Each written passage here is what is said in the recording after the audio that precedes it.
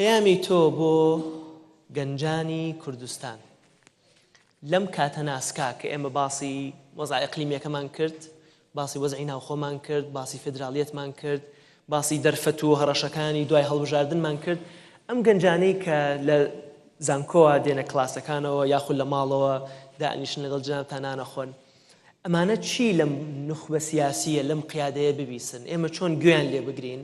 بەڵام لە هەمووی گرنگتر جنابەت هەم وەکو سەرۆکی هەرێمی کوردستان و هەم وەکو کەسایەتیە کە یعنی لە گەنج غەریب نیت، پەیامت بۆ ئەم گەنجانە چییە؟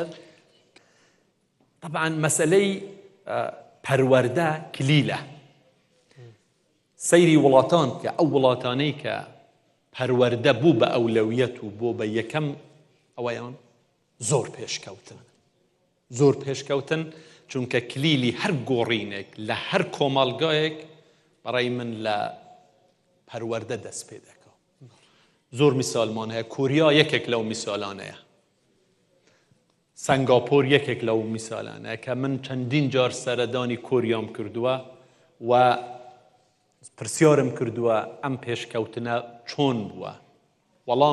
وەڵامیان داوەتەوە ئێمە لە پەروەردە دەستمان پێ کردووە. نە نەوتیان هەیە و نە غازیان هەیە و هیچیان نییە. بەڵام تەرکیزیان لەسەر ئەوە کرد، لەسەر پەروەردە لە وڵاتێکی کە زۆر فەقیریش بوو ئەوە بوون ئێستا بوونەتە وڵاتێک کە چەند زۆریش پێشکەوتووە. ئەم گەنجانە دەبێ بێئومێد نەبن. لە یەکەم شت دەبێ مەسەلە وڵاتی خۆیان یان خۆش بوێ، یعنی پەروەردەکردن دەبێ بە شێوەیەک بێ ئەمانە وڵاتی خۆیان یان خۆش بوێ.